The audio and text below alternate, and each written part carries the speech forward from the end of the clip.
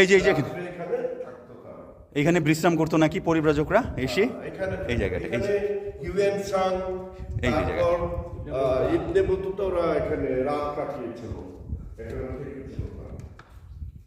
এই জায়গাটা, আরো অনেক পুরাতন পরিব্রাজক।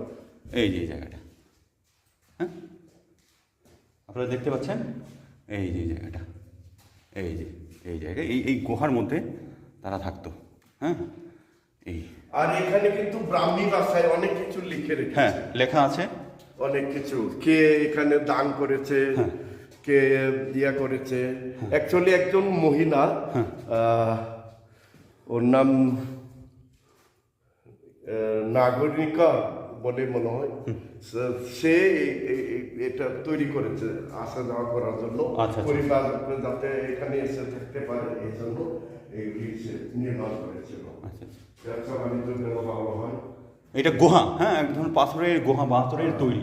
হ্যাঁ, এটা ভূমিকম্পে কোনো কিছু হবে না আপনার। হ্যাঁ, এরপরে পানি আসলে ওখানে পানি ভেদ করতে পারবে না।